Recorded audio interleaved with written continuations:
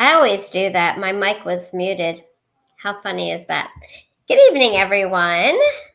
Welcome to your Tuesday night podcast. I know it's kind of odd for me to do a Tuesday night show, but we have an amazing guest scheduled for you all to listen to this evening. I wanted to make a couple of announcements as people start to jump on. I want to check Rumble. Rumble is slightly delayed and slightly lagging, so we're going to give it about 10 seconds here. Okay, I see some people in the chat. Good evening, everyone. Let's see. So before we get into what we're going to be sharing and talking about tonight, I want to let you guys know that you will probably have another podcast this week. It will most likely be a pre-recorded one.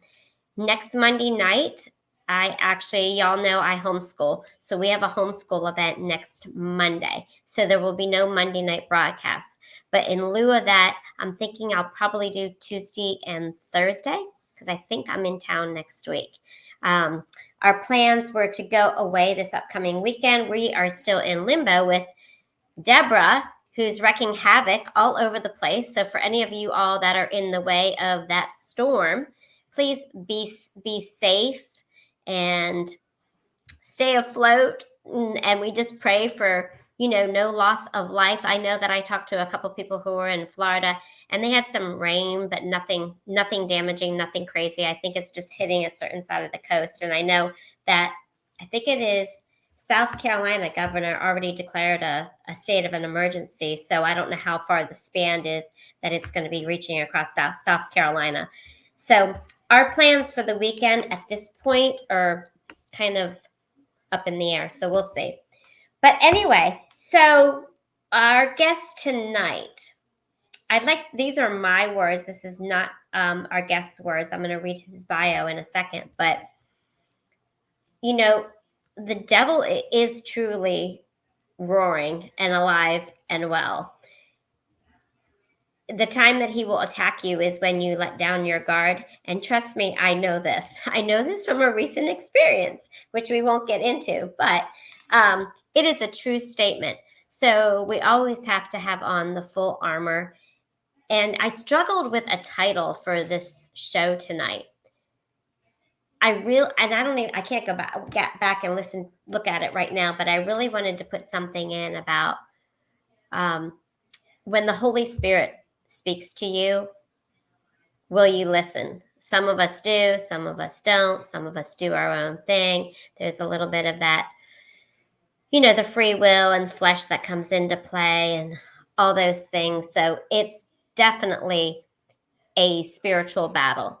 And I would just say, from an imperfect person who's had her own battles, who still has her own battles, who still just got attacked over the past couple of days, we always have to be on guard, because when you let down your guard is when you're vulnerable and when the enemy will 210% sneak in and catch you at your weakest point. I guarantee you that. If you haven't experienced it, God bless you. And I would say if you're a true Christian, you will probably experience that if you haven't already. So with that being said, I would like to first of all welcome all of the listeners and viewers from Fire and Grace. Thank you so much for joining. And thank you to Pastor Dean for connecting me with this amazing guest this evening from Opelika, Alabama, which I plan on going to here very, very soon for some upcoming events. So thank you all for tuning in tonight. Many of you have heard his testimony before, but I think it's important every time we hear somebody's testimony, there's always a new nugget that we can pick up on, or there's always something else that kind of hits home to us, or something else that's like, oh my goodness, I need to share this with a friend or family member. So it's okay to hear somebody's testimony 2, 3, 4, 5, 6, 7 times, because you might benefit from it in a different way from that message. As I said for the 10th time that I'm going to read his bio, I want to make sure everybody is very respectful in the chat to our guest. I don't want to. I know our guest has been exposed to everything, so this is CJ saying this. I really would prefer no negativity, no nastiness, no anything. I know I've got some mods in the chat.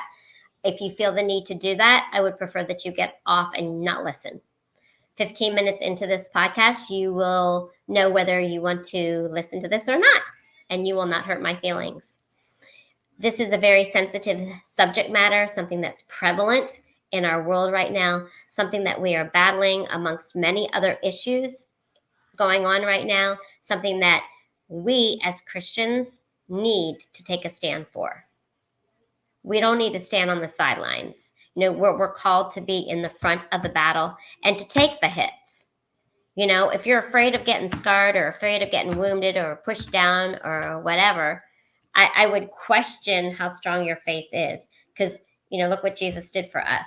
So we are supposed to put ourselves on the front lines to stand up for truth, to stand up for righteousness, to stand up for what his word says and for what we believe in, and be willing to take the ridicule and the repercussions from that. So with that being said, we've got Ted Halley with us this evening. I'm going to read his bio directly from what he has sent me. He's going to go through and tell us all the details, all the things that happened to him, where he was, where he is now. As I've mentioned to him backstage, I will politely interrupt him with some questions. If anybody has any questions in the chat, please feel free to put them in there. He has said absolutely no question is off the table at all. Just be courteous, when you're bringing it to the table. And if you put anything in the chat that is inappropriate, the mods will politely disregard that, and you will not be allowed in the chat. So Ted Halley grew up in Opelika and graduated from Auburn University. He is an USAF veteran of 24 years, father to 5 adopted children and many grandchildren. After his children were grown, Ted bought into the transgender lie and fully transitioned, medically and legally, living as a woman for 12 years. In March of 2021, he was radically redeemed and delivered by Jesus Christ. Since then, he has detransitioned back to, he puts in quotes, original, as God has created him.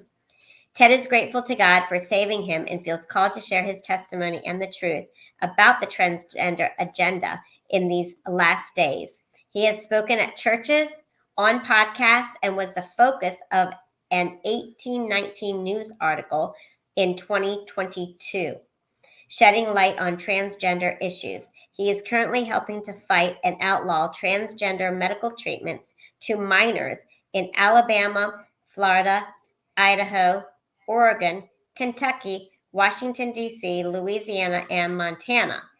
Recently, he was a part of a documentary exposing this agenda. God has enabled him to share and help with hurting families of transitioners and those detransitioning.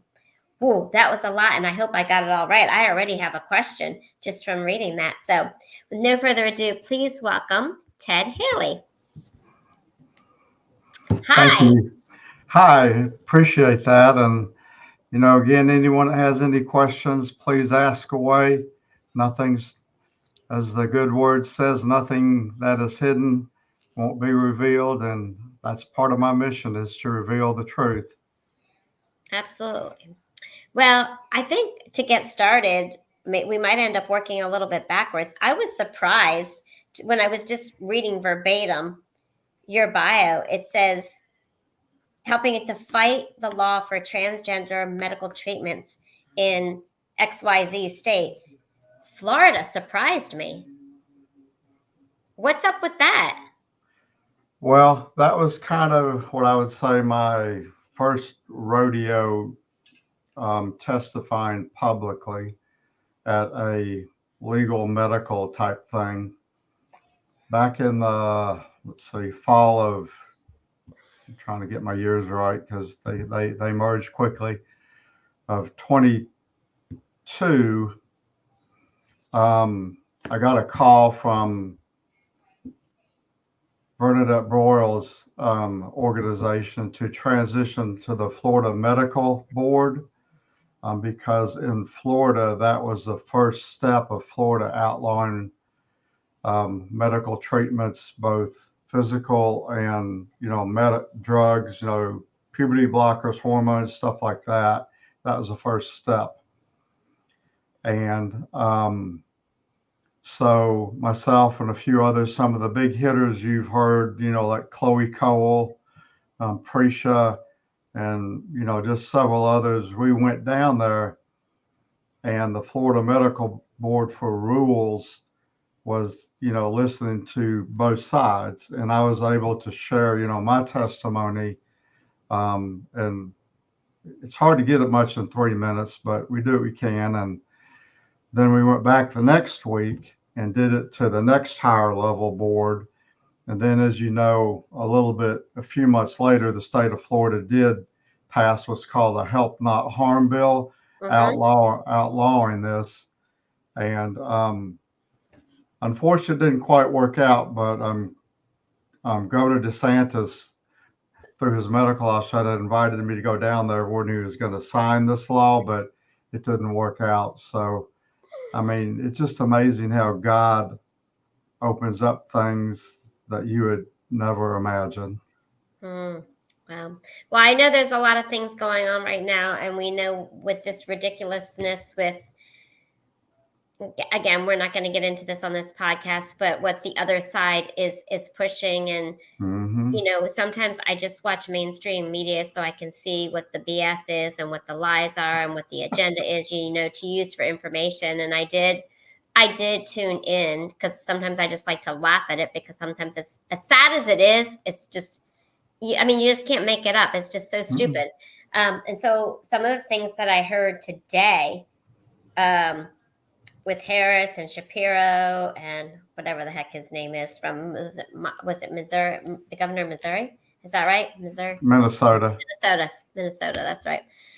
Shows you how much I really care. But anyway, they were saying, all these crazy things, and how they're for the transgender, and how they're for, killing of babies at whatever stage of pregnancy. Or, they can be born and they can kill them. So, and then half the things that they said about healthcare and this and that, we all know they're full of baloney. But it's just so sad that the evil that we see on that side, how much that agenda is being pushed. And it's so good to see the majority taking a stand and pushing back with a lot of people like yourself. And this is huge. And my hopes is that this podcast doesn't only fall onto the ears of people who are interested and want to hear your amazing God story, which it is, but it's also shared with people who need to hear this. Maybe people who have a loved one or a family member who are contemplating something, or they've got a child or a grandchild, so please feel free to pass this podcast on. So what was it in you? You were married, you've got 5 adopted children. And we won't go into the exact details, but your 5 adopted children came from your first or second marriage, your first marriage? Well, my first marriage, I was married 13 years, and for whatever reason, we could not have biological children. We did everything you could at that time to do so. And so at the time I was walking with God, and I half adopted my eldest son, and then we adopted jointly, a daughter and three sons. That was, it was pretty amazing. And I'm blessed beyond belief with children and grandchildren. I mean, there's never a dull moment in my life. Right, right. Now, you said so you still have contact and relationship with all of your children with the exception of one child, correct? That is correct. I have one son, and we'll just put it politely, he went dark. Prefers not to have contact with the family for I don't know what reason. I won't go into that here. That's That's, fine. But the other four, yeah. Two of my sons I see at least weekly. We usually get together on Friday nights of one of my sons and his wife and three daughters and eat pizza. I'm raising my 15-year-old, one of my 15-year-old granddaughter. My daughter who lives locally, she works here locally and will often come up and, spend the night. Then my eldest son, it's funny, he just took a job up in Birmingham, Alabama, and he's staying with me now for a night. I have constant contact Nice. with all of my youngest son and his wife and two sons. I mean, God is good, right? he is. I mean, there's no doubt that we'll get to that in the story, how it's literally like I was dead, but God redeemed that. And it's just amazing what God does. I mean, well, so take us back to the beginning. Like I said, you were you are a veteran. You have 5 adopted children, many grandchildren. They grew up, and you decided to make this transition. So how did that, like, what was it in you? You said when your children got older, because in 2021 is when you were delivered by Jesus Christ. I assume that's when your correct. transition back to who and how God created you Correct. occurred. So when you say your children were older, how old, age range wise, were your children? And how did, like, one day you just, oh, I'm just, or were things just being, I mean, I don't know. I'm just asking. Did one day, things just kept being fed into you? You were hearing stuff, things that, what was it that actually not only caused you to take the information in, but to take action and say, "Oh, I'm going to transition myself." Well, to do that, I'll start with your question of when my children were adults, what happened briefly, but then I have to go back to when I was 8 years old to Perfect. start the story. Unlike most people nowadays, back when I started having these feelings, I didn't know what they were. I mean, or why I had them. I mean, no one even talked about it. But what had happened is, as mentioned, I was active duty military. I retired in 2006. And during the last few years of my military career, and for a couple years afterwards, I was engaged to a lady. And I always say, no one goes down this road unless there's what I call a hole in their soul. Something, they don't do it if they're happy, they know who they are, and their head's on straight. But I just kind of had at this time, this is around 2009, I had a trifecta of things that had hit me. One, I had just broken off the engagement with this lady. Number two, these feelings of what back then we called gender identity disorder or gender dysphoria, and I'll just say, not living a godly life, all came together. And like you said earlier, the devil hits you when you're the weakest and when you're down and your most vulnerable point. That's when he does it. And about this time in 2009, that's where I was. I'd broken off the relationship. I felt like a failure with my relationship with women. This lifelong feeling of being in the wrong body just was exploding in me. and and I wasn't close to God like I should be. So one of the key things I always tell someone is never agree with your enemy. Never agree with your enemy. And because of all this, and this was something I dealt with lifelong. My children were all adults. They no longer had to live with me. They were, over 20, and I don't think at the time, I can't remember. I think my daughter's still living with me, but she had the free will to go. I mean, no one was dependent on me.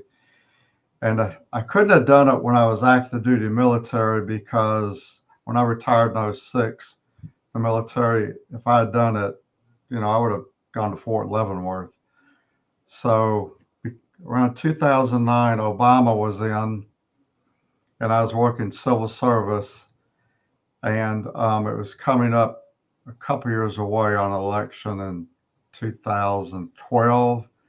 And I knew if we had a change of presidents of party, that it might not go well, meaning that I might not be able to keep my job. But I knew that if I went on and did what I felt like I needed to do while Obama was in office, that things for being Yeah. crazy would be good but bad. You know what I mean? Yeah. I would be able to keep my job, transition, and not, disrupt my income and life too much. But Right. that's kind of the critical juncture. But is it okay now to go back to this will be 1966? Go back that far now to the Okay. start of my story? Yeah. Okay, here we go. Um, I grew up in a normal family in the 60s and 70s. Mom stayed at home, dad worked. We were, just a normal family. I have a brother that's 4 years older and a sister that's 8 years younger. And we went to church every Sunday. Usually on Sunday night, and a lot of times on Wednesday night is a Baptist church in Opelika, Alabama.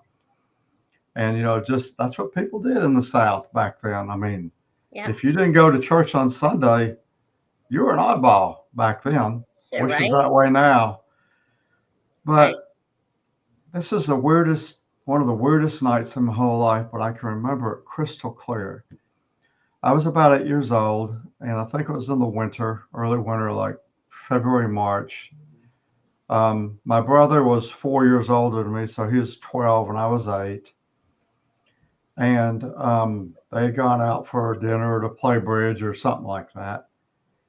And for whatever reason, I was in my mother's room, and just out of the blue, Mm. I felt attracted to her clothes. Hmm. I can't say why. I just as an aside, most people that do go down the road of the alphabet soup, LGBTQ, whatever, it's usually due to some type of trauma. It can usually be traced back to physical abuse, emotional abuse, sexual abuse, fondling, rape, incest, something like that. Usually goes back to some traumatic event. But in my life, as far as I know, I've never been able to uncover anything like that caused that. My theory is it was a generational curse. Um, my father, who's now deceased, I'll just say he was unfaithful. His father was unfaithful. His brother was unfaithful. I have a distant cousin that was a cross-dresser and gay and committed Mm. suicide. I Mm. had an uncle that committed suicide. Mm. So I just think, like it says in the Bible, the sins of the fathers are visited down to the third and fourth generation. Absolutely. It doesn't necessarily mean like a curse, like because they did it, you're cursed. It's more of a learned behavior or a Mm-hmm. spirit or when you do this, you make an agreement with the devil, a legal agreement. And Yep. until that is broken spiritually, as much as you may think, it travels down generations. And, it traveled to me. And so I think that's what mine was. Again, I've talked to my brother and sister, nothing abnormal. We just had a good, normal, solid family. My dad at this time was not fooling around. He was, a good dad, Boy Scout leader, deacon in the church. My mom, we always volunteered to do the clothes closet, help at the time the mental health hospitals at Christmas, Boy Scout, all that kind of stuff. But going back to that night, I was just strangely attracted to this pantsuit that was hanging in my mother's closet. And what's kind of, it was dark blue and sparkly. And I don't know why, I just felt strangely attracted to it. And the funny thing is, and this is kind of one of the, I don't know, God, funny things that I'll never forget the brand of it. It was brand new. And you know what the brand of that pantsuit was? What? Man Catcher. Are you serious? No, I'm serious. Yes. Oh, that was the brand, Man Catcher. Man Catcher. Okay. Yeah. All right. Wow, so that's when that spark hit me. I mean, again, why was that was my start. Then about when I was going through adolescence, which I want to do a short aside, but I'll say what I say, then I want to make my point, is that in adolescence, about 14, I started being attracted again, because all this kind of goes in waves. And if you listen, I did an interview a couple years ago with a gentleman you might have heard of, Ellie Marzulli. Yeah. He talks about UFOs and Nephilim and stuff like that. He's a great godly man, and if you ever want to know about that stuff, he's the man. But he pointed out that, he said, did you feel like you were being led slowly but patiently down a road? And I didn't realize it till I looked back, and yes, the devil leads us to self-destruction. It's not just one day, I'm going to wake up and be a drug addict. I'm going to be a drug abuser, an alcoholic. I'm not going to be addicted to pornography. We don't ever have that in our plan. But the devil weaves things if we follow it, and we always end up in a place we don't want to be. So anyway, when I was about 14 or 15, I just started having a strange attraction. I always dreamt I wanted to be a majorette. I just had dreams at night of being a majorette. Started feeling stronger and stronger. I was born in the wrong body. When I saw a majorette, I didn't feel like lust so much for them, like because they're beautiful and attractive and all that. But I had the lust of wanting to be a woman. And one of my crazy things I did about this age is I went to a department store and told them I was buying some white go-go boots for my sister, but they're really for me. I mean, that's the crazy things that you start doing at a young age. Did we? Okay, you frozen. There we go. We're back. I think it was the weather. Can you hear me? Yeah, I can hear you. Yeah. So you were talking about we glitched when you said you went and bought some go-go boots. Yeah, and I remember trying them on and walking around my room. It was so exciting and stuff like that. And I told my mom, and she was really cool. I mean, she had a younger brother that was gay. Of course, I didn't know it at the time because we didn't know what gay was. He'd come to visit us with his, friend or roommate, and that's what I thought he was. Because, you just back in the early 60s, that wasn't prevalent. So, but yeah, I told her, and she said, well, you probably should get rid of them. It's probably not a good idea. And I did, and I kind of got rid of them, and, it kind of did it. But, it kind of came in phases. It never really went away. But during this time, I do want to say, I do believe I was born again. I had during my teenage years, was a strong Christian, Bible study, memorized scripture. I believe I was actually part of the Jesus Revolution, like that movie was made back in the 70s. myself during high school, I was on fire for Jesus, but yet at times still battled with this, battle with the flesh. But at that time, I couldn't talk to anybody about it. I didn't know what it was. I'd never heard anybody, a man wanting to be a woman, or felt like you're born in a wrong body in the, mid 70s. I mean, Right. what do Yeah. you do? And it was just an intense internal struggle that, would come and go. I mean, going back to the thing about being a Christian, I did evangelism and part of the Jesus Revolution, back in 75, 76, and 77 in my high school, 1,200. In the mornings, we'd have over 100 people at, a devotion before school. Can you imagine that? Wow. Almost 10% of a high school of 1,200 showing up The for praise Jesus. Jesus, right? You'll find that today. No, so I say that just to say, no matter where you are in your Christian life, the devil can derail you if you let him. Yeah. If you let him. But the point I want to make that's so important is when our children go through puberty, they get these crazy ideas, just like me. With all the media and the influencers and stuff like that, those that quote identify as gay or lesbian or transgender or whatever they may be, it turns out about 80% of them outgrow it. Of course. So I don't mean to not take it serious, but don't think of it like they're going to be that way the rest of their life. They most of them grow out of it, out of the interests, the crazy ideas that teenagers go through. And so I just say that to give you a little hope if you're dealing with that right now. Mm-hmm. Mm-hmm. So anyway, continuing on in my life, again, the feelings would come and go. I didn't do too much in high school.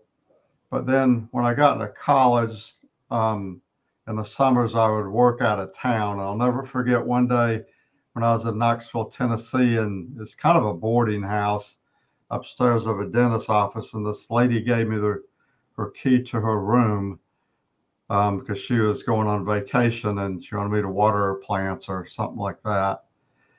But, the devil being what he does and the flesh being the flesh, and opportunity came and there was some clothes and other stuff, and I got to play a little bit of Barbie.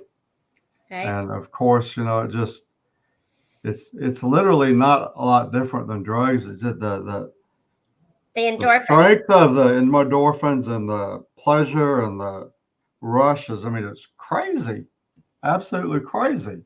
But I knew it was wrong, repented, and went on. And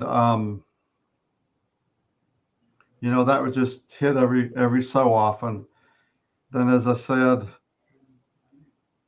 I can't say too much other than when I was married, it had we'll just say some negative influence on our marriage. But I was going to ask about that because I was like, if you were doing this stuff, you took us back to when you were 8 years old through, I guess you said high school, college, like where you had, let's call them little bouts or episodes, right? right, Through right. from young on up, and then I know that you were married twice, and I'm thinking, didn't you feel like inside you? Didn't you feel weird getting married?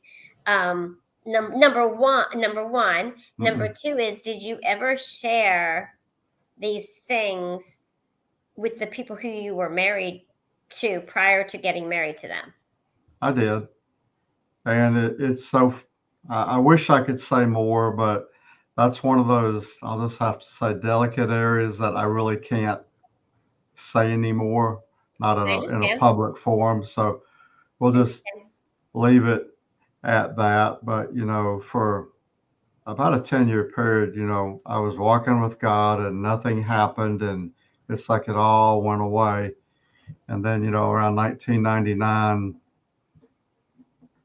the advent of the internet, and I don't know, I look back and say what went wrong, and I really don't know. I mean, fully, but Go we ahead. got divorced in Right. 1999.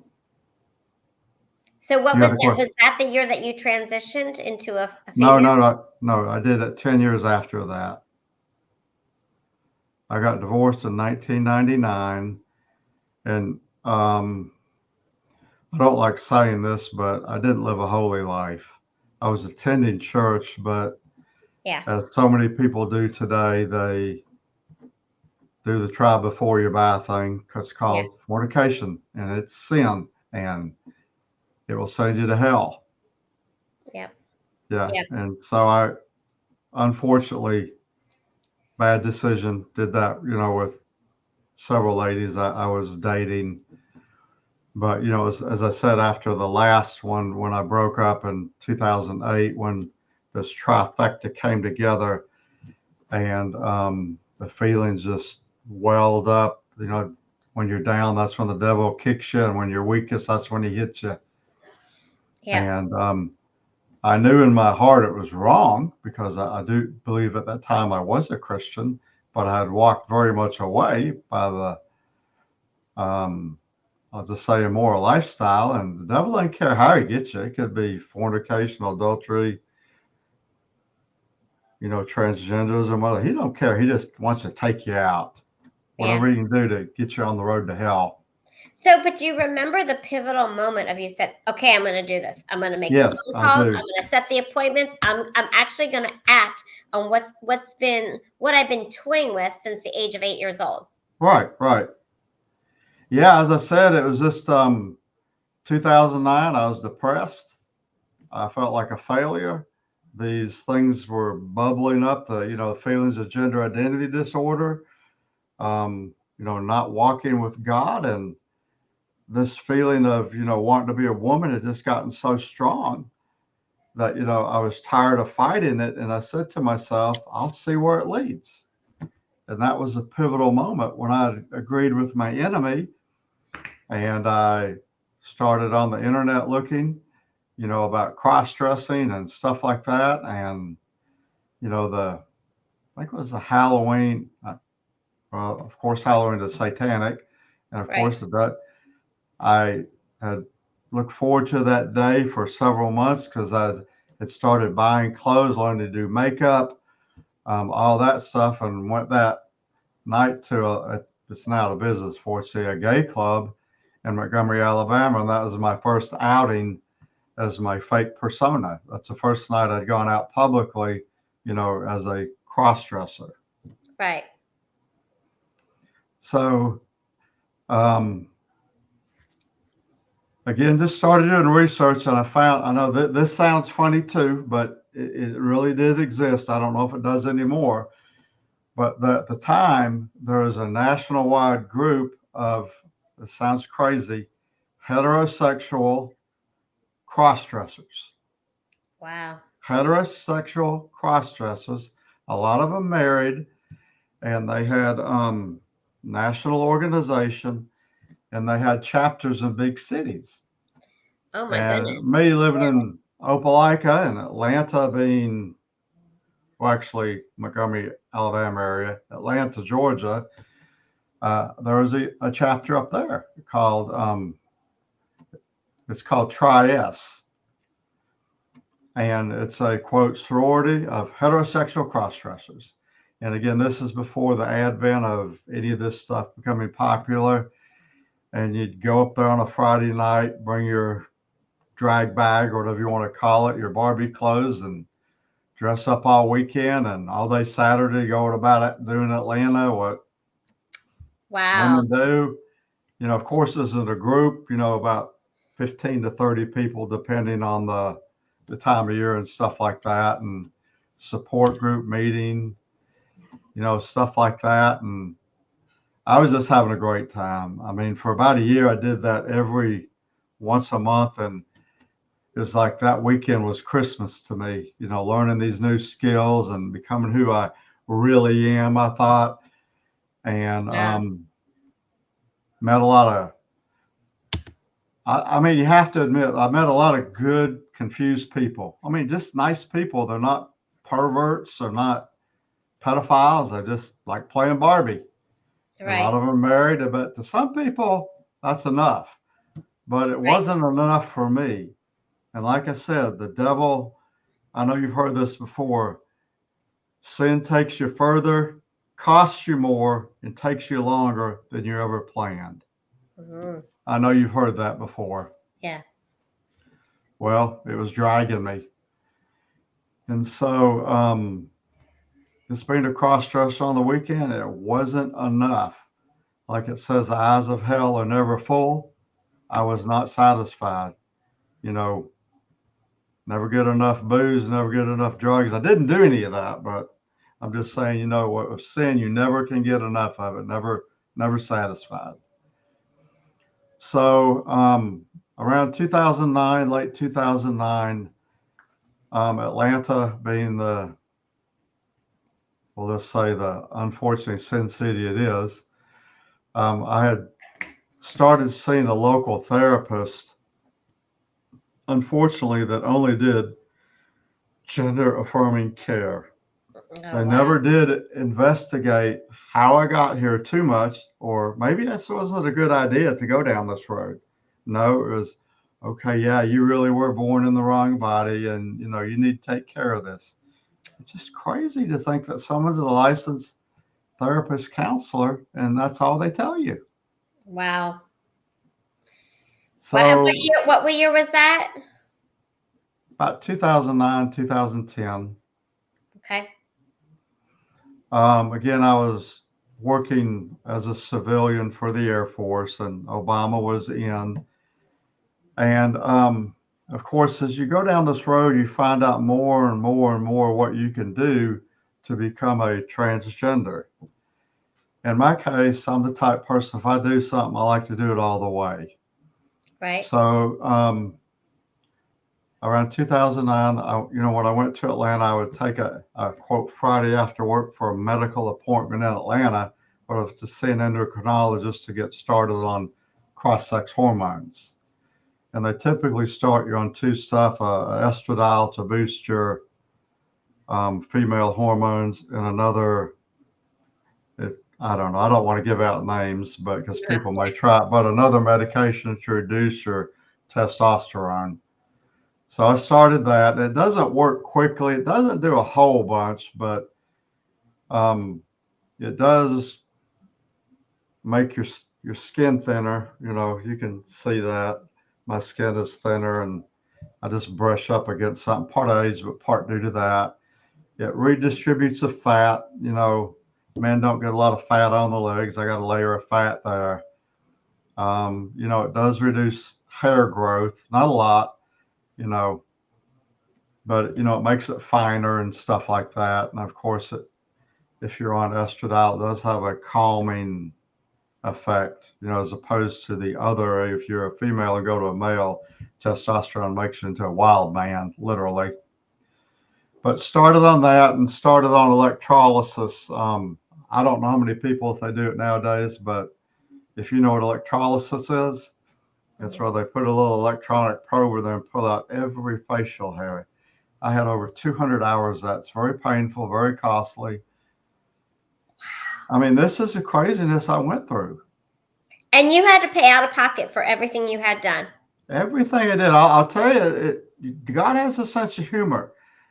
Remind me to make sure I tell you that, and also the baseball bat. Those are two things that, yeah, no one helped me. This was back, 2009, 10, 11. No insurance covered it back then. And, it was me, insurance me. I'd had some small pockets of money saved up. I mean, good but bad back then. They did allow income tax to deduct it as a medical procedure. Mm. So anyway, that was ongoing for about 3 years. In 2009, I had what was called my first facial feminization surgery. And they actually do operations on your face to make it look more feminine. And you cannot undo it. It's irreversible. And see, that's the thing a lot of people don't realize is our kids, if they go down this, it's irreversible, even to our children. And I did that 2009. Of course, when I got back to work, it looked like I'd been through a meat grinder. And like anything, sin is never enough. And as an aside, you probably remember Michael Jackson. It's like he couldn't get enough plastic surgeons, cuts. Eventually said, "No, Michael, there's nothing left to do." That's kind of how I was feeling. And so that was in December of 2009. July 2010, I did another facial feminization. Of course, at this time, my hair is long and, a lot of my beard is gone. And it's kind of funny. The lady I did electrolysis with, she said, you have the thickest beard I've ever seen. So God made sure I felt all the pain. Wow. Chewy. And about this time, every day when I get home from work, I would put on makeup and dress as a woman. I couldn't go to work, but on the weekends, I lived as a woman. And around late 2009, 2010, there's a website, I won't give the name of it, but you can find gay affirming churches. And I found a local church that affirm has a lot of gay members and transgenderism and all that stuff. And it's kind of weird because one guy had just left there that had transitioned. So I wasn't the first rodeo. Mm-hmm. But I started going to a PC, was it PC USA church, which is gay affirming even back then, back in, the late 2000s. We'd go every Sunday. I love going to church for the wrong reason, to play Barbie. And to be accepted. Yes, yes, yes. They took me serious. Yeah. I mean, I look back and if I were in that church and saw me, I would laugh. I said, "Man, you crazy. What's wrong with you?" Right. But as you say, the left affirms and buys this lie. I bought into it. 2009, I bought it hook, line, and sinker. Not some people may ask, well, were you conservative? Yes, I still was. And there are people that I know still are that, live a transgender lifestyle, identify that are just as conservative as anything else. Yeah. Don't believe in abortion, all limited government, everything else. So, I mean, it's on both sides. Right. Right. So, again, I was saying 2011, I did the big irreversible surgery. It was just called genital reassignment surgery, or SRS. It's where they take your male anatomy, flip it inside, and create what's called a neo-vagina. And it's irreversible. You cannot undo it. Wait a minute. They do what? Okay, people online can do the research, but in a nutshell, what they do for a male is they take your male anatomy, cut a hole in your legs, flip it inside out, and create what's called a neo-vagina. That's what they call it. Okay. It's called sexual reassignment surgery. I mean, back at the time, most people went to Thailand, but I went to Texas. And I'm not going to say much other than they got it down good. If you take a picture and compare the two, it's hard to tell. Wow. And unfortunately, that is a scar I have to live with the rest of my life. Can't undo it. Wow. And yeah, it reminds me, I'll just put it this way. Every day it reminds me it was a bad mistake. But God's grace is greater than that. And we'll talk about that in a little bit. Yeah. So anyway, in 2011, after I got my GRS, I was able, after this, because I was born in California, to get my birth certificate changed from male to female. Because really?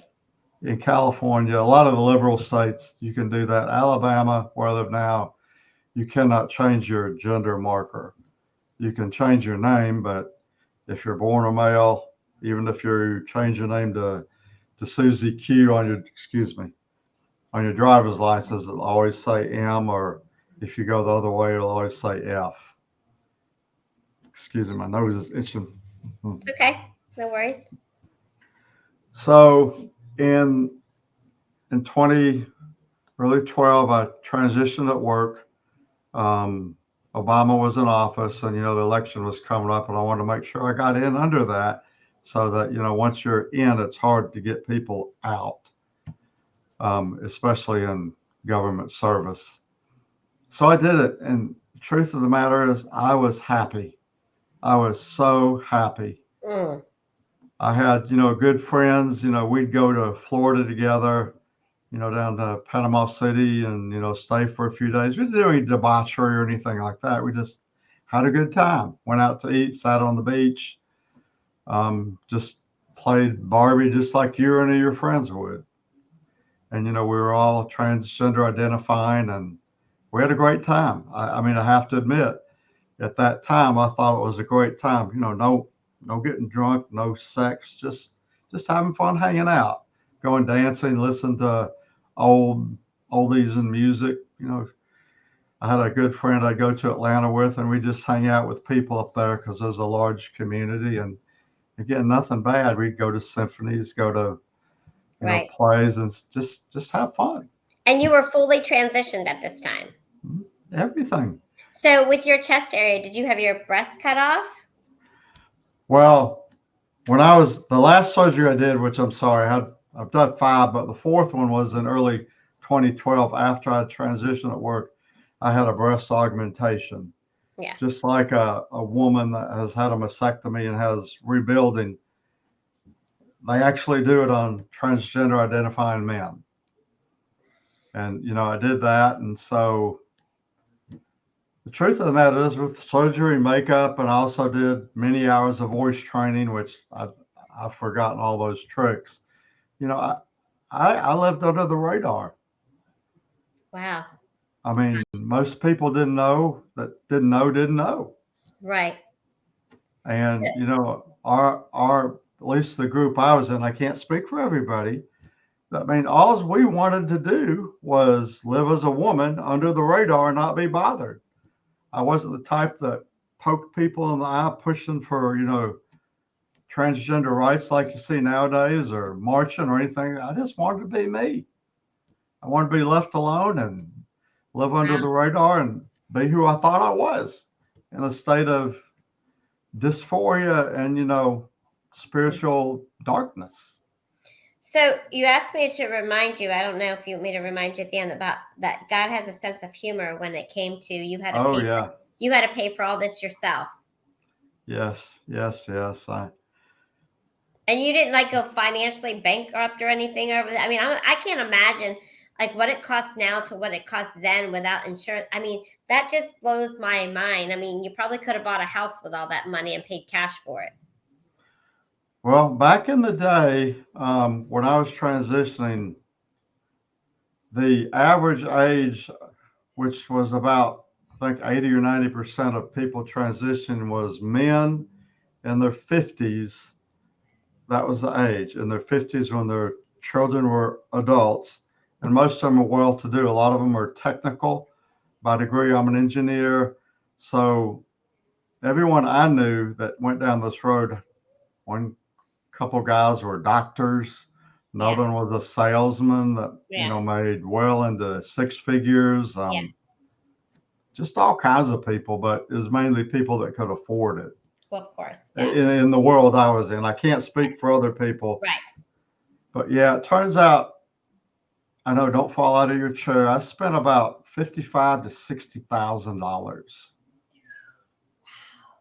Yeah, wow. I had a small IRAs that you could turn in at the time for medical procedures. That's kind of helped me pay for this. And what's funny is, my last surgery was in 2012. In 2013, at that price, I know it doesn't really correlate most people's minds, but the price of silver, like silver and gold, was peaking at like $50 an ounce. You might remember all these places popping up buying silver around 12, 13, 14. Well, I had been a prepper and believer that one day, all my whole life, that the world was going to fall apart one day. And I had, some silver and gold. And my silver, because I'd been working on it for quite a year at that time, I went in my closet one day to look for it, and it was gone. And it turns out this is the truth, that someone had stolen it, and all that silver was worth about $55,000. So to me, I'm thinking, it didn't dawn on me till later. It's like No. God is saying, you're going to steal from me. I'll show you. I'm going to take it back from you.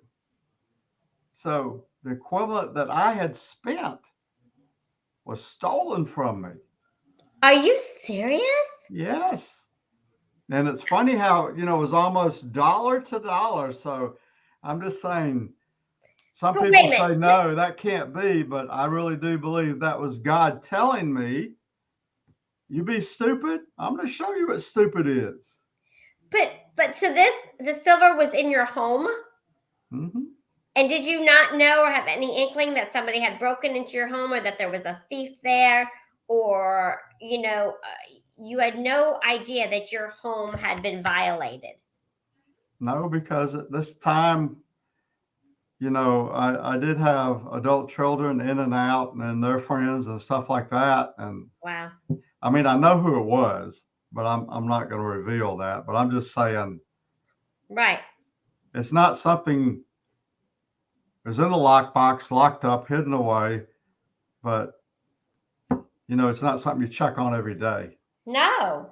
Then I go in there in 2013, it's all gone, and I look more, it's gone and gone. Found more stuff's gone, and so yeah. But I look back, to me, I can't say for sure. That was kind of like God, showing me in the rear view mirror. You mess with my life, that's your life. This life is God's. My money, because our money belongs to Him. I'm going to show you something. Wow. But the funny thing is that it was about the same amount of money that I had spent. That was, Wow. That's I bet you darn near soiled your britches. yeah, yeah, yeah. But as the Bible says, you reap what you sow. So, And that's true. And I was sowing to the flesh. I was stealing money, from myself that God had given me for a wrong purpose. And, to me, it's just a law of sowing and reaping at work. Not saying it is, but I'm just saying in my mind, that's what it was. wow. So how many years did you say? It was 12 years you remained as a woman. Is that correct? That's correct. And I know I sent you pictures, so Yeah, I was going to pull one up. feel free. Feel free. Let's see. I got more pictures than I do blood cells, I think, because when you do that, you go picture crazy because So you're this idolizing yourself. Yeah, is that that was me at work. okay. Yeah, because then the only other one I have is from you, either before or after, right? Right. That's after. Right. Yeah, That's I could send a lot more. I mean, if we do more, I can send a few more just so you can see that, right. it's Wow. crazy. That It's is crazy. that is that is crazy. That is crazy. That is crazy. So then tell us the story of how you were like this for 12 years. So then what happened? Again, I say that silly statement, what you just had a aha moment, or what happened to make you say, no, I got to do something else. Okay, I want to weave in the family now. Sure. During this time, my brother and sister, when I transitioned, um, they told me, we do not agree with you, but we love you. And I never for a second, doubted that they loved me. And that's a key thing to remember when you're dealing with people, whatever it may be, whatever road of sin they go down, is they told me they disagreed with me. They, I didn't realize it till later that I told them I'd promised them we'd sit down and talk about it before I did it. But I gave them a call one day. I'm in Texas getting my surgery, and I didn't keep my word. But during my time, my brother and sister and I, especially my brother's family, they kind of cut ties because we used to get together at Christmas and have a big family Christmas celebration. I was uninvited, disinvited. And I knew before I went down this road that that was a possibility. And I didn't, I was kind of disincluded from a lot of family functions because shortly after I transitioned, my father passed away. My mother had already passed away. And so it's just the three of us. But about 3 or 4 times a year, my brother, sister, and I would get together at a restaurant and just talk and catch up. But again, there wasn't a lot of family involvement with them. Right. But I think that's critical that you don't have to agree with someone and you can let them know lovingly. But unless it's some especially destructive behavior, if you can maintain contact, I think it's a good thing to do. Right. Another thing I know people ask, what do they call you? Well, my real name is Ted. My fictitious name was Teresa. But for whatever reason, they never did call me by my fake name. They said, we don't want to do that, but is it all right if we call you T? T, the letter T. And to me, that was agreeable. And I just say this because I get questions a lot. If someone's transgender, you call them by what they want to be called or their real name. And I wish I could give you a black and white answer. I don't think we should affirm a lie, but there's also sometimes we have to give grace. And all I can say is you're going to have to pray and ask Holy Spirit who will tell you and give you grace. Or maybe there's a middle ground, like for me, they called me T.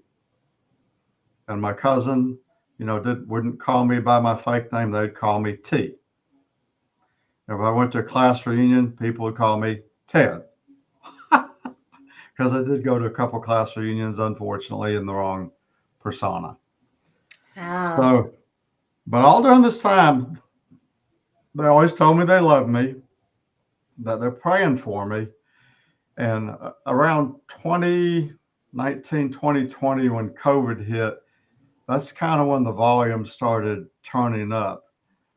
I started having these waves of depression and doubt, this thing, man, I just messed up my life. I'm not who God made me. What do I do? I wasn't happy in life. Not really fulfilled. The joy, it's what I call buyer's remorse. You buy a beautiful fancy car, it's cool, you enjoy driving it and it's fun, then things start breaking or whatever and the newness wears off and pretty soon you say, why did I ever buy that car? And so it took literally about 9 or 10 years into it before I started having buyer's remorse. I literally during the early part would wake up, look in the mirror and say, wow, I pinched myself. I'm really who I'm supposed to be. But boy, did I not realize what a lie it was. I bought it hook, line, and sinker. And about this time, because of COVID and things were shut down, I started watching some videos by a guy named Trey Smith. I don't know if you've ever heard of him, God in a Nutshell. I think so, yeah. But I've always been interested in UFOs and I'll just say alternate theories and stuff like that. What were giants? And he has some good videos. And I'm convinced beyond a shadow of a doubt that was part of the spark that God used to get me back interested because he would, talk about Jesus and salvation and all that stuff. And it got my mind thinking back to my earlier roots when I was walking with God. And when you start doing that, you start having a tension, a dichotomy. You look in the mirror, maybe I made a mistake. But I push it in the back of my head. And these episodes of darkness and doubt started becoming more frequent and stronger. Instead of lasting for a few hours, they last a few days, sometimes a week. and I literally started entertaining the thought of suicide. Literally, suicide. But, and so again, even if you transition, you don't lose who you really are. You know, one of my nicknames is Tinkering Ted. I'm not happy if I'm not tinkering with something all the time. It could be building a shed, it could be fixing a lawnmower, it could be fixing a car, or during this time it was fixing big screen TVs. I found out how to fix them, but I'll say now they're so cheap they're usually not worth fixing. Right? You get a 65-inch TV for $250. But anyway, this back then they're quite more expensive, and my sister had asked me to fix one for her, and I did. And so during this time, you know, still raising my granddaughter, and that and the sense of God in my life are what kept me from going over the edge, because I knew if I committed suicide, I did not know what type of life my granddaughter would have without me, because I was her physical source of, you know, food, every shelter, everything, just like you know, any child that you'd raise. Right. So where did the whole part, or if any, of deliverance and the demonic stuff and all that stuff come into play? Am I getting ahead of you? Am I getting ahead of you? Sorry. It's coming right up. Coming Sorry. right up. So anyway, about this time, God was turning up the volume of the dissonance, and I prayed to God. I said, God, if you want me, this is my prayer, literally. God, if you want me to detransition, you're going to have to hit me upside the head with a baseball bat. Ah, there's where the baseball bat came in. Yes, and you women know us men are thick-headed. We don't take hints. You can hit your husband all you want, and it's he doesn't get it. You gotta just be plain flat out. Don't get mad at your husband if you don't take hints. No man does. Maybe a few, but even from God. So I said, God, you gotta hit me upside the head with a baseball bat if you want me to detransition. So March 14th, 2021, I loaded up the TV, took it to my sister's house because I live in Montgomery area and she lives in the Opelika area, about an hour away. And this is where we get to deliverance. I went there, we started talking, and I said, you know, I'm on the inside, I'm just falling apart now. I mean, I just can't, I didn't know what to do. I mean, I either had to figure out what to do or I was going to die, literally, suicide or something. And I said, can you go on the back porch and just talk? And we started talking. I was just literally bawling my eyes out. You know, I've been a failure as a father, a failure as a person, a failure in relationships, and just so on and so forth. Just all this stuff just came like a flood out of my soul. You know, told her I'd thought about suicide, that I just could not go on any longer. And she, being a godly, spiritual, spirit-filled lady, you know, right after we started talking, she said, I knew what you were going to say before we came out here because God told her. The Holy Spirit does give people a word of knowledge. That's really true. If any of you people doubt it, it is really true. I know because my sister had one.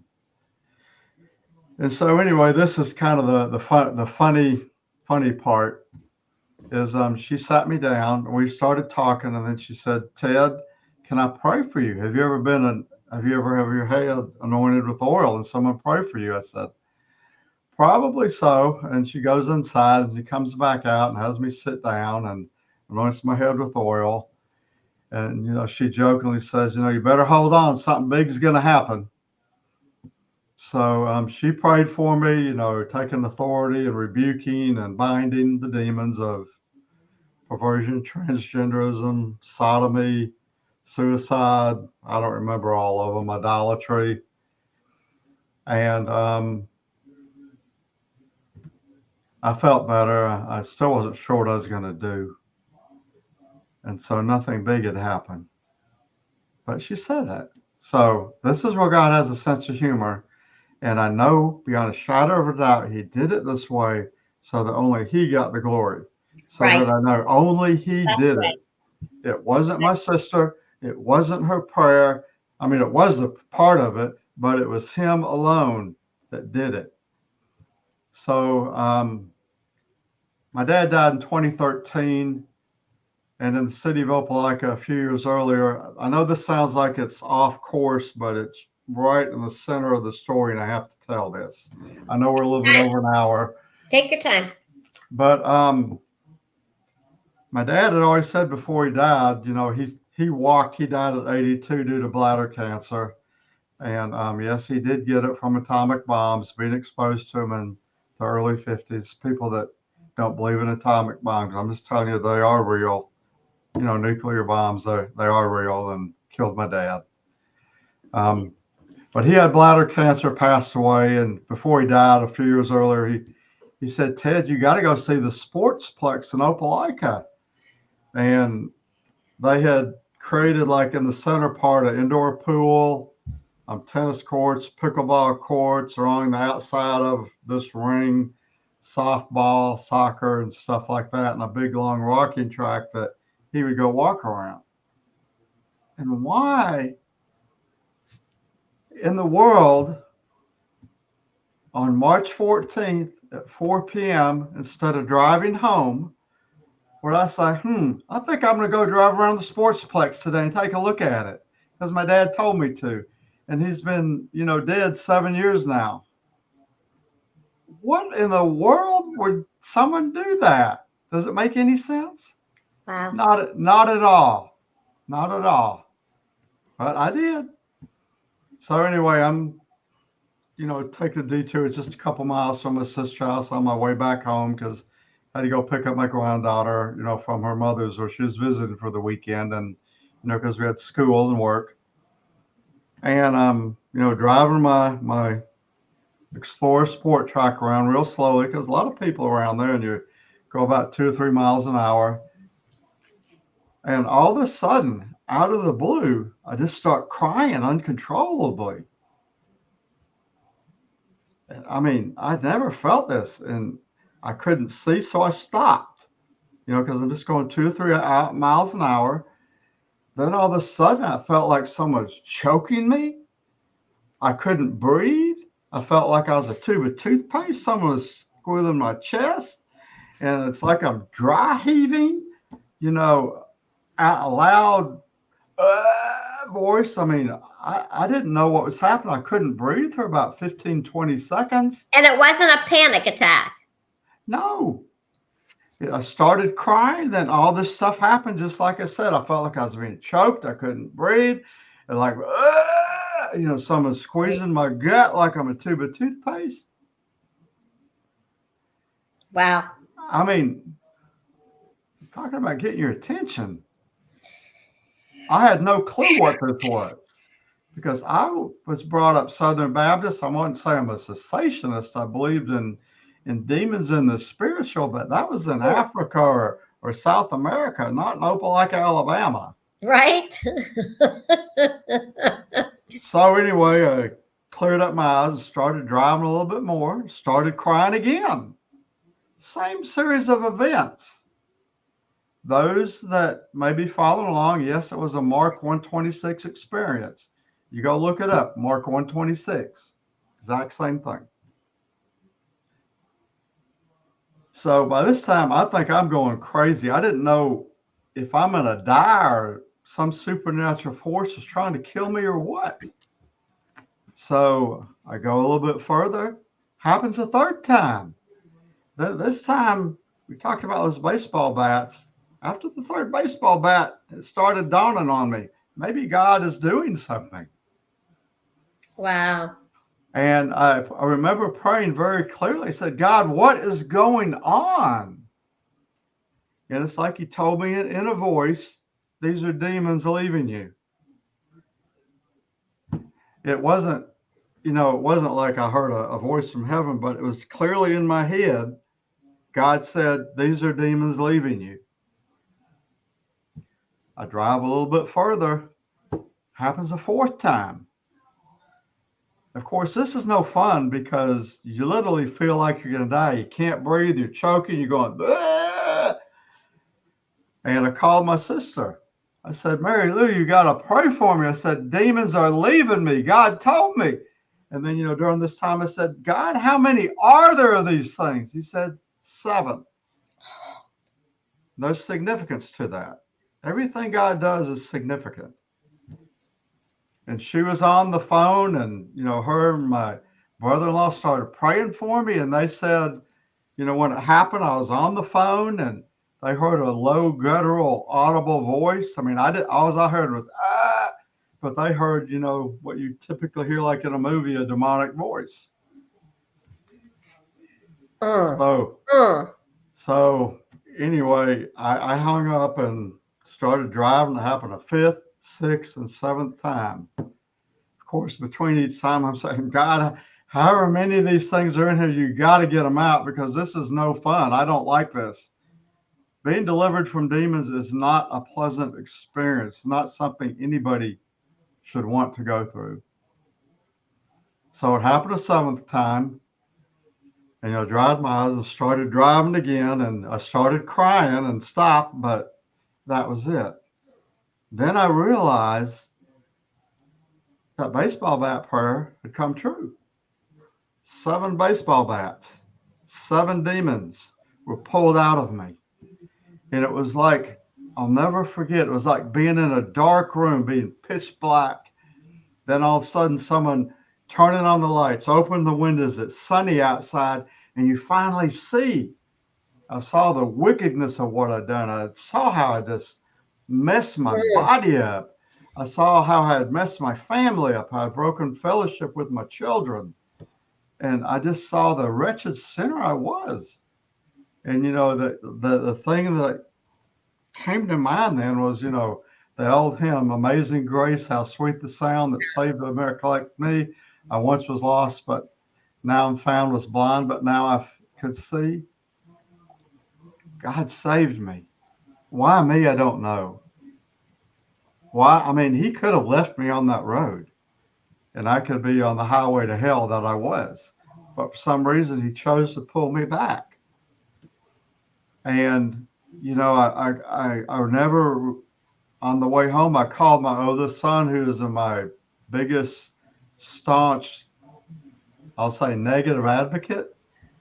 And he and I were just crying, bawling, John, your dad is back. I'm finally back. And I repented and told him I was so sorry for all the things I'd done to him and the family. And, I called all my other children and called my brother. My sister already knew. And I mean, it was literally like the coming home of the prodigal son to home. I knew that I was finally back in God's kingdom. And I couldn't believe, looking back, that I was blind. I mean, I bought into this. Not only that, I helped other people transition. Wow. And yes, for me, it was demonic deliverance. I'm not saying it is for everybody. And I have other good friend, Billy Burley, who's way out ahead of me. He's been on a lot of national stuff. And his was mainly thought, the church loved him. And for 2 years, he attended a Bible study. And that's what brought him out of transgenderism, detransitioning. So I'm not saying it's always demons, but it is spiritual forces, spiritual strongholds.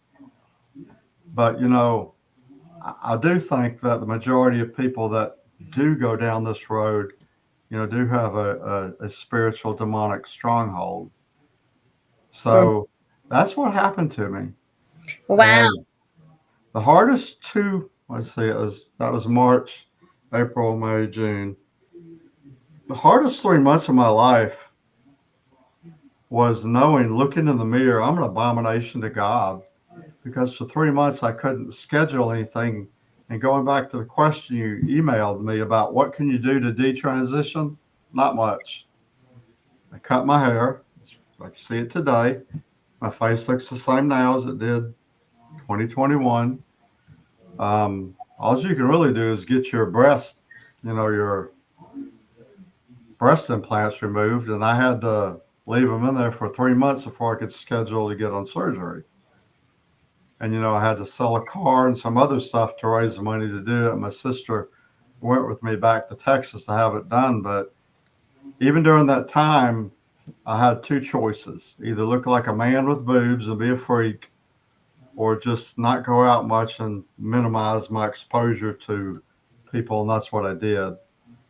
Um, but man, that was hard knowing every day, looking in the mirror, I'm an abomination to God, because a lot of people do, a lot of don't know. There's a verse in, I can't remember the reference because we're talking. It says, "A man shall not wear a woman's clothes, nor a woman wear a man's clothes. Whoever does so is an abomination to God."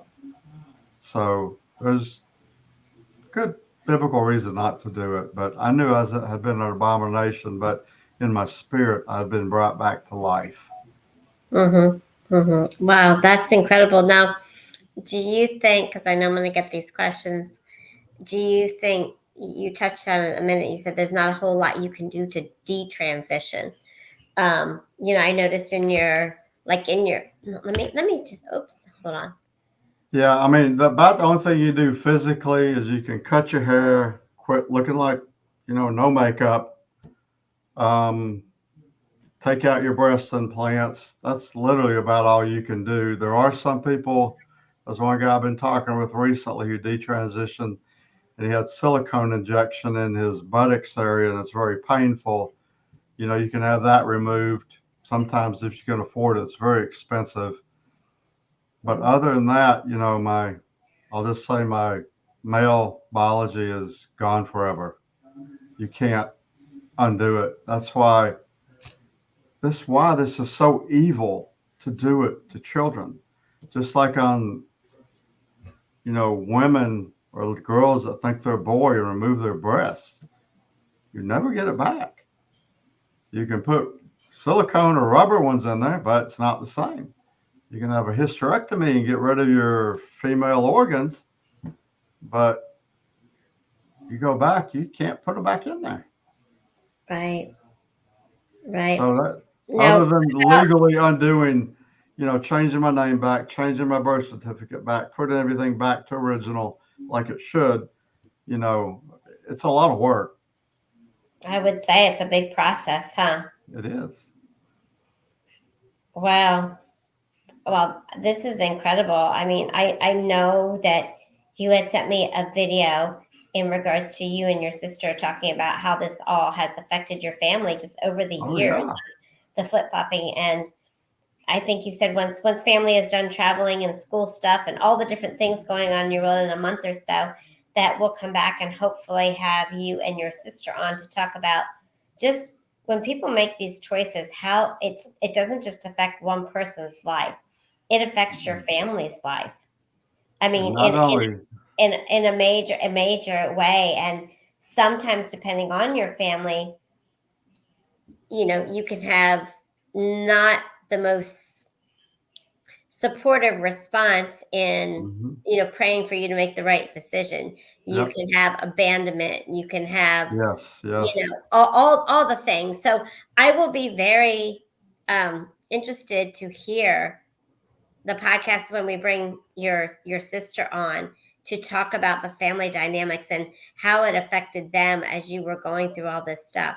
And I think too, when, because I know, and I don't mind saying it, I don't know if people will watch this that know her, but I don't know, several months ago I mentioned it briefly when I was doing a podcast, just touching on it. I think when something was in the news or there was a news article around here, they were selecting the mayor of my town. And my girlfriend and I, we work out together, and we went there and we saw an acquaintance. Now I haven't seen her in a long time. I don't know her personally. Never had one conversation. Just, hey, how was your workout today? Stuff like that. Right, We right. would see her um, at our class, and she would always come in wearing shirts that said something about support transgender kids or something. And there was an Mhm, article written up several times in our local papers about her young child. And I'm going to use this disclaimer. I don't know. I can't remember if the child's 8 or 12, but it's mhm, somewhere around there, maybe even younger than that, that the parents started transitioning this child from a girl to a boy just because they didn't get the right sex at birth. Now, that's my understanding. So if anybody sees this and I'm wrong, I apologize. The only thing I know for a fact is that this child is a very, very, very, very young child and Mm-hmm. is being brainwashed. And these choices are being made for this child. And these parents are pushing this agenda. I mean, they have like races sign up for this 5K to help support our transgender for so and do this event and donate money and do this and do that. And then she was running for mayor.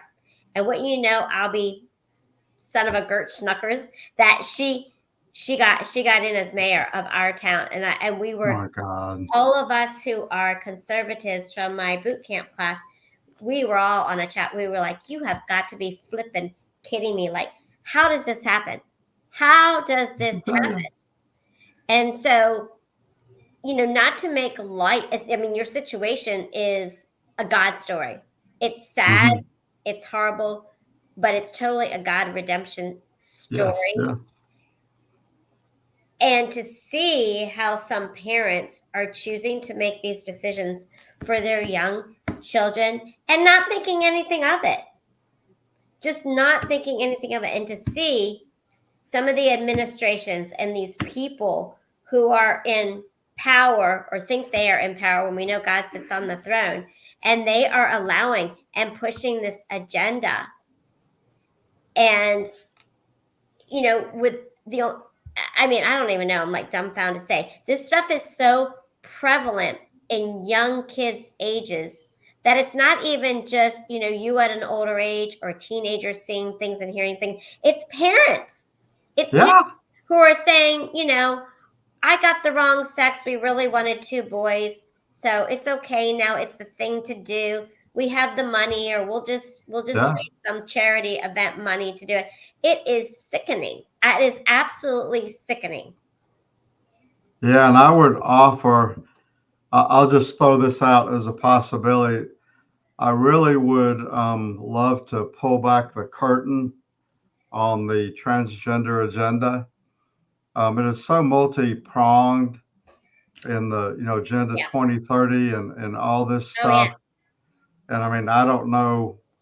I mean, that we need to address things like social emotional learning. We need to address things like anime, things like diversity, equality, and inclusion. And how do churches address this? How do you deal with this? And I would, if you're interested, I'll just say I would love to do some more conversations, maybe with some PowerPoint slides to Sure. give some people some more tools. But if I could have one more thing I would like to say before Absolutely. we lead off, but I know one of the things that's in my heart is helping the families of those who have, well, let's say crazies like me. And God gave me three things and recently a fourth. And you remember the love chapter in Corinthians, the greatest: faith, hope, and love. Okay? Faith. Pray in faith. Mm. Have faith God is going to work. Hope. Never give up. It doesn't matter whether it's transgenders or alcoholism, atheism, whatever. Never give up. Hope. Oh, God is a God of hope. It's never too late till they breathe the last breath. That's right. And love.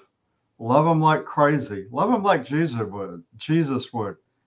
And see, one of the things people conflate in this gender stuff is love with agreement or consent. It's not. No, Just because you love someone does not mean you agree with them. that's And the right. example I like to use is when I was growing up, my parents smoked. Back in the 60s, everybody smoked. Everybody. Right. I hated it. And I had a grandchild ask me, well, if you don't agree with them, don't you hate them? I said, no. I said, it's just like my parents. I loved my parents. And, there's no doubt in my mind I loved them, but they smoked. And I hated it. I couldn't stand it when they lit a cigarette. I can't imagine nowadays, if people go to school and smell like a cigarette, everybody did when I was growing up because everybody's parents smoked. I Mm-hmm. said, do you think I did not love my mom and dad? And then the light finally went, yeah, I can see just because I don't agree that, like my brother and sister, you're going down this path doesn't mean we don't love you. But Absolutely. agreement and love are not the same thing.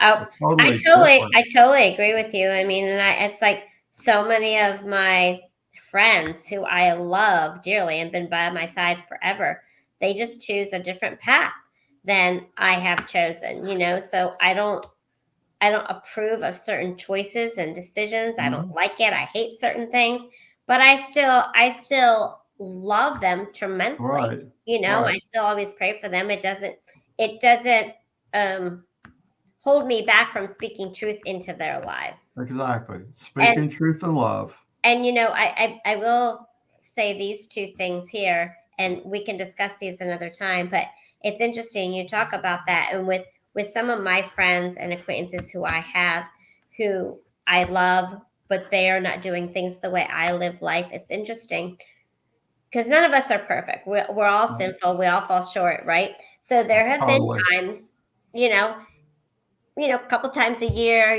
whatever. I'm just saying there are pockets. It's not a lifestyle, but there are pockets of my life, where you screw up with sin, and you're Hmm. like, Lord, right? I mean, Yeah. it Yeah. just We is. all It do. doesn't matter. It doesn't matter what the topic is. All right, we don't even have to go down that road. But sometimes I will say to my three BFFs, I'll be like, because it's on my head, it's on my conscience. And and the reason I voice it to them, I'm like, you know what? I feel so horrible about what happened. Like, this isn't me. Like, I don't want to do this. I don't want to live this way. I want to do my best Right. to live a Right. God honoring life. Not that I'm not going to screw up. And I think back in my subconsciousness, one of the reasons I tell them that is because the things that bother me after I've done it and I regret doing it Yeah. don't bother them. So it's like I'm voicing it to them. So I'm saying, are you hearing what I'm saying? Like, I'm feeling not so good about a decision or a choice that I made. And here you are making some of these decisions or choices on a regular basis, Yeah. Yeah. So it's like maybe call it that reverse psychology piece. I don't know. Something Could be. like that.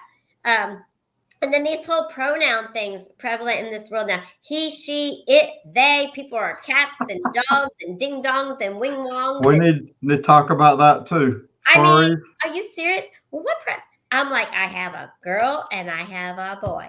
You know what I mean? I mean, Yep. it's just insanely ridiculous. But this You're has right. been super amazing. Boy, Ted, I'm so grateful that Pastor Dean connected us. Got one more thing. Sure. This is the last thing. We talked about faith, hope, and love. And I've been learning a lot about this recently. I'm not the expert, but it's called waiting on God. And it's not literally meaning just waiting, which it is part of it, but it's looking to Him for all our sufficiency.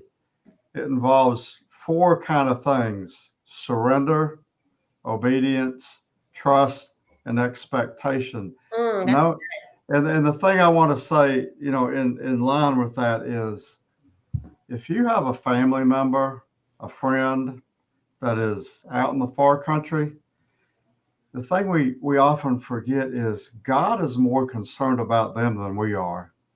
Christ died for them too, and He loves them and will orchestrate things in their life just like He did in my life and your life. And that we can rest assured that God is working. We may not see it, but we have to, like we said, faith, hope, and love, knowing that He knows what's best. He knows when.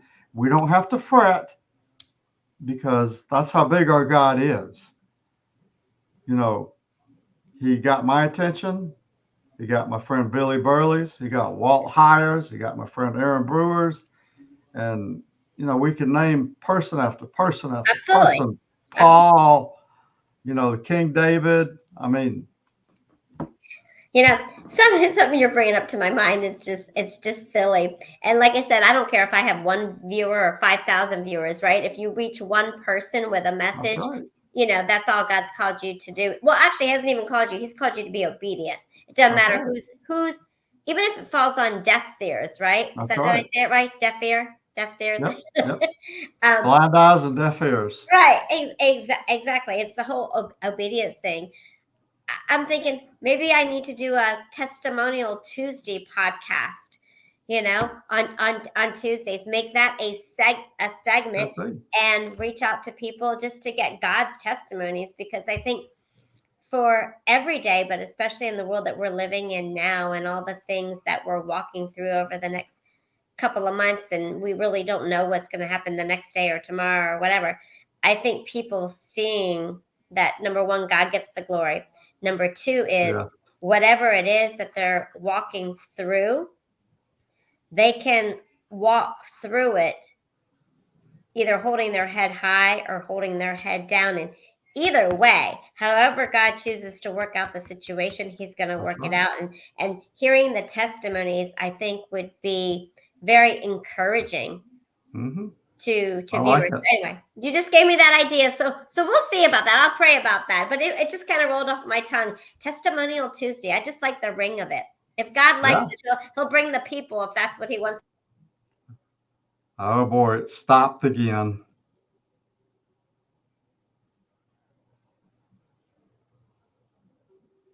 I don't know. You're frozen, but yeah, if you need people, let me know. I got them.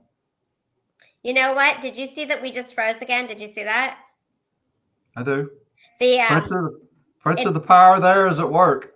I said the enemy is attacking us because I said testimonial Tuesdays. God's gonna figure it out, and the devil doesn't like us speaking out against his agenda. That's for daggone sure. Yeah, That's another thing I learned recently is we have to really stand on God's promises. We don't agree with the devil, because God's word says, no weapon formed against us shall prosper. We know the devil attacks, but he's a defeated foe. And we have to always remember we're on the offense, we're not on the defense. yes. We're on the winning team. God wins. It may look like we lose the battle. You may get hurt, wounded, but we're on the offense. That's right. And that's what we forget so often, including me, is that we get attacked. But God wants us to speak truth. Death and life lie in the power of the tongue, and those who love it will enjoy its fruit. Proverbs, I think, 18:21. And we have to speak that. We can't. I know a few weeks ago, it seems like every time I talk, something would happen. But I think it's because I opened that door saying, oh, if I speak, the devil's going to hit back. Well, you know what? I got God's word. That's right. And no weapon formed against me is going to prosper, because I'm a child of the master, of the creator, of the Lord of the universe, Jesus Christ. He's my God, and he has sentinels out. They're called angels to That's protect us. And we ask God to send them in our lives to protect us and our family. And we do not speak lies that weapons are going to hurt us, because right. That's a lie. Exactly. And I don't want anybody to jump off the podcast yet, because I have some powerful stuff that I want to wrap up with, and we're going to end this podcast in just a few minutes. Thank you for those of you who have stayed listening to us. It's been well worth it. It's been amazing, and I will be bringing Ted back for sure with his family members, and maybe we'll do some other things. But at the beginning, and I kid you not about this, this is total truth. Shortly into our podcast, on my phone, and it didn't come up this morning. Not that I was looking for it, just going to be honest. But I get these little drop downs that pop up, and it'll say the verse of the day. Mm-hmm. And sometimes it pops up different times of the day.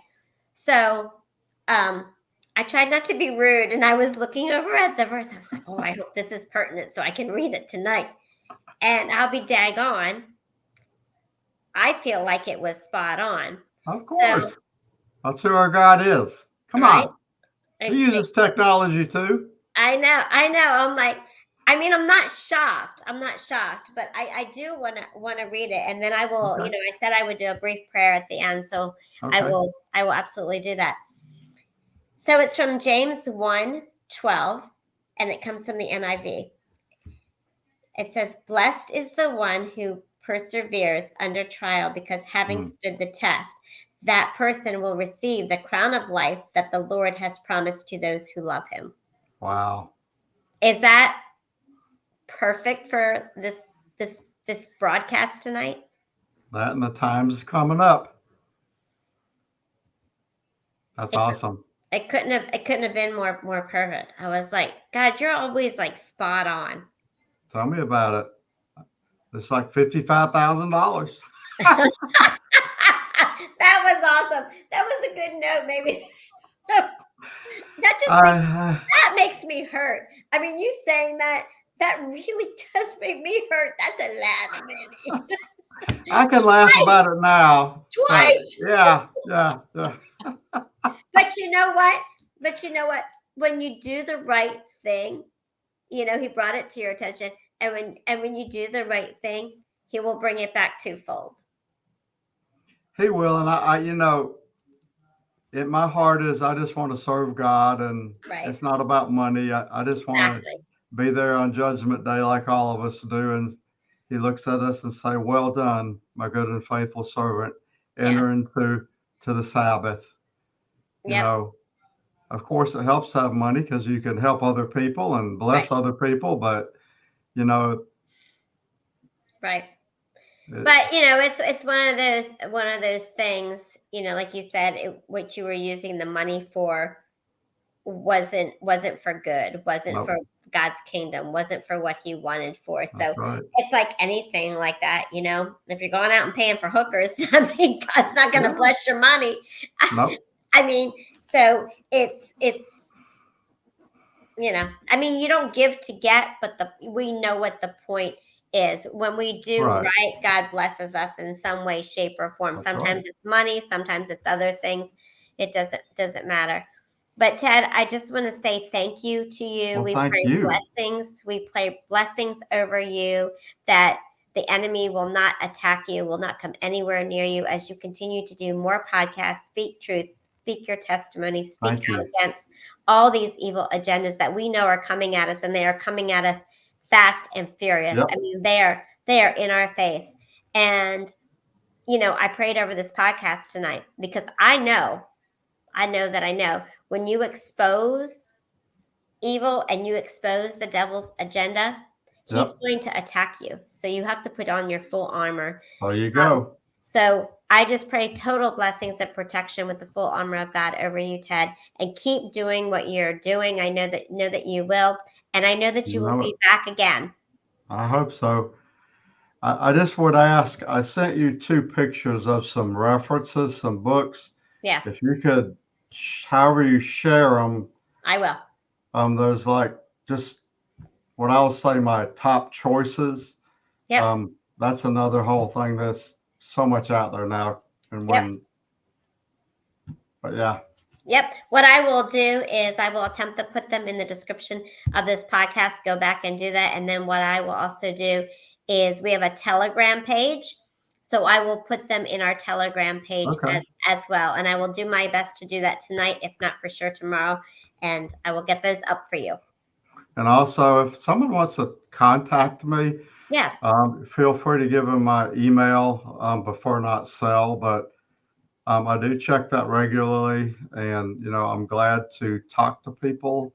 Okay, I perfect. have other people that work with me, try to help families and talk people that have made wrong decisions, help them, and Yes. those that may be going down this road, if we can talk to them, because the thing is, once you start going down this, the delusion is literally just as powerful as being on drugs. Absolutely. It's like no matter what someone says, you're not going to hear. Yeah. That's how strong this delusion is. And if you ask me, has a strong delusion been released? Yes, I'm Mm, proof. absolutely. Absolutely. I'll be quiet because I know you got to keep going. No, it's all good. I was just, as they say in South, bless and release you. I'm blessing you and I'm releasing you. You have a Okay. great evening, Ted. I hope you get Thank some you. rest, and I will look forward to talking with you again soon. Okay.